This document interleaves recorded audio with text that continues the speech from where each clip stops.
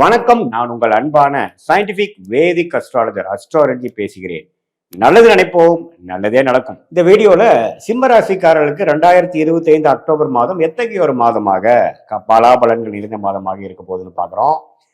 இப்போ சயின்டிபிக் வேதிக் அஸ்ட்ராலஜி முறையில எந்த விதத்திலும் மிகைப்படுத்தாமல் பரிகாரங்கள் அது மாதிரி விஷயத்துக்கெல்லாம் போகாமல் உள்ளது உள்ளவாறு உங்கள் ஜோதிடத்தில் உங்கள் ஜாதகத்தில் எப்படி இருக்க போகிறது அதெல்லாம் பார்த்து அடுத்த வரக்கூடிய தசா புக்திகள் எல்லாம் எப்படி இருக்குங்கிறது பார்த்து தான் நம்ம வந்து துல்லியமான பலன்கள் எடுக்கணும். நம்ம இப்போ பார்க்க போறது மாத கிரகம் ஆண்டு கிரகத்தோட சஞ்சாரங்கள் சயின்டிபிக் வேதிக் அஸ்ட்ராலஜி முறையில துல்லியமாக என்ன காட்டுது சிம்மராசிக்காரர்களுக்குன்னு பார்க்கும் பொழுது, அஷ்டம சனி நடந்து கொண்டு இருக்கக்கூடிய சிம்மராசிக்காரர்கள் இப்ப மக நட்சத்திரக்காரங்களா முழுசா பாதிக்கப்பட்டிருக்கிறாங்க. இப்ப நமக்கு 10 ஜாதகம் வருதுன்னா 5 ஜாதகம் 4 ஜாதகம் சிம்மராசி தான் வருது. அதுல மக நட்சத்திரம் 3 ஜாதகம் வருது. ஏன்னா அவங்களுக்கு தான் வந்து 8ஆம் இடத்துல சனி இருந்து நல்லாவே ஒரு இக்கட்டான ஒரு சூழ்நிலை, மனசுல ஒரு சோர்வு, சந்தோஷம் இல்லாத ஒரு நினைவு, அது வயசு வித்தியாசம் இல்லாமல் மாணவர்களா இருந்தாலும் சரி, குழந்தைகளா இருந்தாலும் சரி, நடுத்தர வயதினராக இருந்தாலும் சரி, சீனியர் சிட்டிசனா இருந்தாலும் சரி, தொழிலதிபர்களா இருந்தாலும், வேலையில் இருக்கிறவங்களா இருந்தாலும், ஏதோ ஒரு விஷயங்கள் வந்து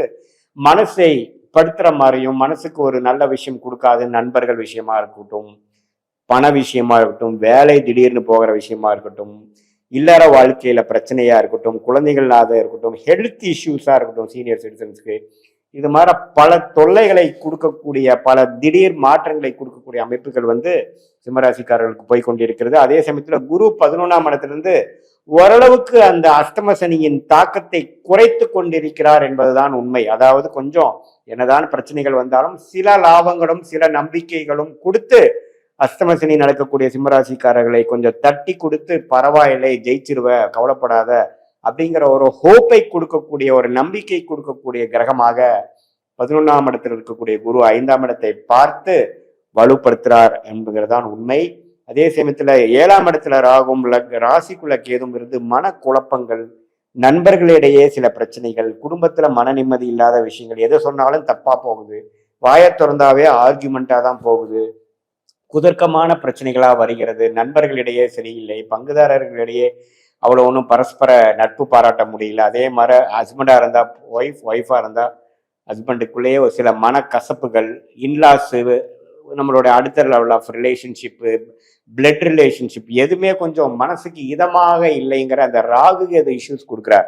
பட் இதுல என்னன்னா குருவின் பார்வை இருப்பதனால ஓரளவுக்கு எல்லாமே கண்ட்ரோல்டா போகக்கூடிய அமைப்புகள் கட்டாயம் காட்டுதுங்கிறதா உண்மை. ஸோ என்னன்னா ஓரளவுக்கு வந்து பிரச்சனைகள் இருந்தாலும் ஓரளவுக்கு சமாளிக்கக்கூடிய அளவுக்கு வந்து ஆண்டு கிரகங்கள் இருக்குது. அதனால நீங்க நம்பிக்கை விட வேண்டாம். அதே சமயத்துல ராசி அதிபதியாகிய சூரியன் 2ஆம் இடத்துல இருக்கிறது மாச 2வது வாரத்துக்கு அப்புறம் 3வது வாரத்துல இருந்து 3ஆம் இடத்துக்கு நீச்சமானாலும் குருவின் பார்வை பெறுகிறார். ஸோ அதனால சில விஷயங்கள் பாசிட்டிவா நடக்கும், சில அதிருப்தியான சில விஷயங்கள் வந்து நீங்கும், சில பாசிட்டிவான ஓப்பனிங்ஸ் கிடைக்கும், மனக்கவலைகள் குறையும், உடல் உபாதைகள் சரியாகுங்கிற விஷயம் வந்து குருவின் பார்வை ராசி அதிபதியாகிய சூரியனுக்கு கிடைப்பது வந்து கொடுக்கக்கூடிய அமைப்பு 3rd and 4th week of அக்டோபர்ல உங்களுக்கு கிடைக்குதுங்க. அதே சமயத்துல உங்களுக்கு செவ்வாய்ங்கிற ராஜோகாதிபதி பார்த்தீங்கன்னா 3ஆம் இடத்துல இருந்து 4ஆம் இடத்துக்கு மாச கடைசியில போகிறது. தொழில் வேலை ரீதியான சில முன்னேற்றங்கள்லாம் கொடுக்கக்கூடிய அமைப்பு வந்து சிம்மராசிக்காரர்களுக்கு இருக்கு. புதனும் பார்த்தீங்கன்னா மாதத்தின் 2nd வீக் வந்து மாறி குருவின் பரப்பரிப்பு வர்றதுனால மாணவர்கள் வந்து கொஞ்சம் மாதத்தின் 2nd வீக்ல இருந்து ஓரளவுக்கு உத்வேகமாக படிக்கிறது, பழைய இதோட கொஞ்சம் இம்ப்ரூவ்மெண்ட்டோட இருக்கிறது, ஃபோக்கஸோட இருக்கிறது, கான்சென்ட்ரேஷன் இருக்கிறது, கொஞ்சம் காம்படிட்டிவ் எக்ஸாம்ஸ் கிளியர் பண்றவங்களுக்கு ஒரு ஃபோக்கஸும் என்ன பண்ணணுங்கிற விஷயங்கள் கிடைக்கிறது. அதே சமயத்துல என்ன ஹையர் ஸ்டடீஸ் பண்ணணும், டாக்குமெண்டேஷன் லெவலில் இருக்கிறவங்க, கிரியேட்டிவ் லைன்ல இருக்கிறவங்க, மீடியா துறையில இருக்கிறவங்க, அவங்களுக்கு எல்லாமே ஓரளவுக்கு பாசிட்டிவான ரிசல்ட் 2nd வீக்ல இருந்து ஓரளவுக்கு அஷ்டமசனி நடுவிலும் சில விஷயங்கள் கொஞ்சம் சாதகமாக நடக்குது அப்படிங்கிற மாதிரி ஒரு அமைப்பு வந்து கொடுக்கக்கூடிய அமைப்பு உண்டு. குழந்தைகள்னால சில விஷயங்கள் பாசிட்டிவா வரக்கூடிய அமைப்புகள் இருக்கு.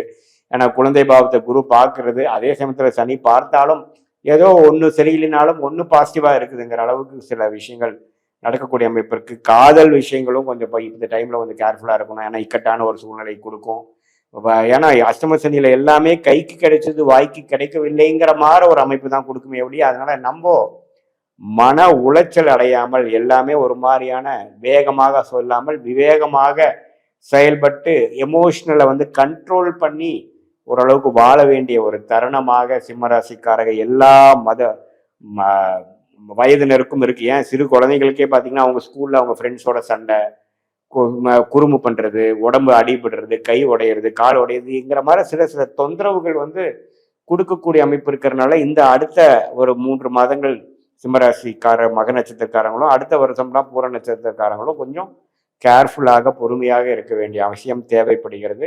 மற்றபடி குருவின் சஞ்சாரம் நல்லா இருக்கிறனாலையும் மாத கிரகத்தின் பயிற்சிகள் ஓரளவுக்கு சிம்மராசிக்காரர்களுக்கு பாசிட்டிவா இருக்கிறதுனால அந்த அளவுக்கு நட்டாத்துல விட்டு நம்ம பிரச்சனை கொடுக்கக்கூடிய அமைப்புகள் இல்லை.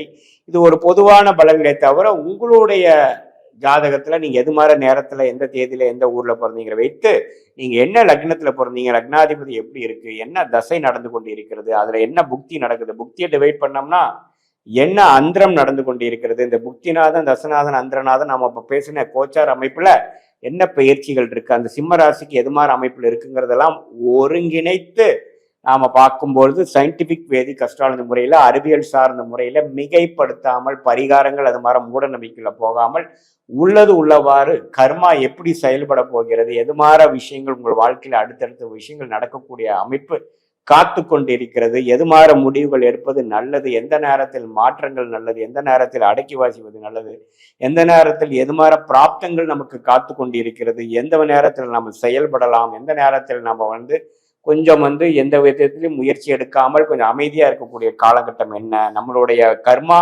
என்ன சொல்லுது, வெளிநாடு விஷயங்களா அல்லது உள்நாட்டு விஷயங்களா, வெளி மாநிலமா, வேலையா, தொழிலா, கல்யாணம் எப்பொழுது, எது மாதிரி விஷயங்கள், படிப்பு எப்படி, இது எல்லாமே உங்களுடைய ஜென்ம ஜாதகத்தில் சயின்டிபிக் வேதிக் அஸ்ட்ராலஜி முறையில துல்லியமான பலன்கள் பார்த்து அறிவியல் சார்ந்த முறையில ஒளி தத்துவத்து மூலமா பார்த்து இப்ப பார்த்த கோச்சார முறையில வரக்கூடிய ஆண்டு கிரக மாத கிரகத்தின் அமைப்பும் சேர்த்து வைத்து பார்க்கும்போது சமய விரயங்கள் பொருள் விரயங்களை தவிர்த்து உங்கள் பிராப்தம் என்னவோ அதுக்கு தகுந்த மாதிரி முடிவுகளை எடுத்து எதிர்நீச்சல் போடாமல் உங்களுடைய குறிக்கோள், உங்களுடைய வாழ்க்கையின் கோல்ஸ் என்ன, நீங்க வாழ்க்கையில என்ன செய்ய நினைக்கிறீங்கிறதெல்லாம் தெளிவாக தெரிந்து நம்ம பிராப்தத்துக்கும் நம்மளுடைய திட்டங்களுக்கும் உள்ள இடைவேளையை குறைத்து அது பிரகாரம் நம்ம வாழ்க்கையில ஒரு விஷயமும் அந்தந்த நேரத்தில் நாம பொறுமையாக செய்யும் பொழுது எளிதாக நம்ம வாழ்க்கையில வெற்றி பெறலாம்.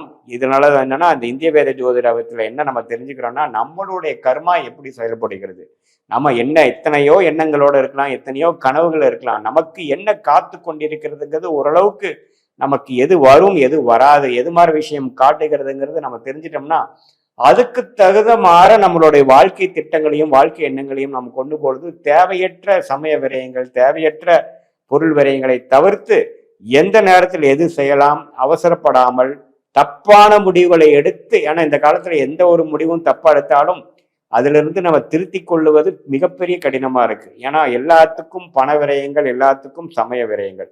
ஸோ அதை தவிர்த்து நம்மளுடைய பிராப்தத்துக்கு நிகரான வாழ்க்கை சம்பவங்களை அமைப்புமானால் எளிதில் நாம் வெற்றி பெறலாம் என்பதை என கேட்டுக்கொள்கிறேன். மீண்டும் மற்றொரு காணொலியில் கண்டிப்போம். நன்றி, வணக்கம்.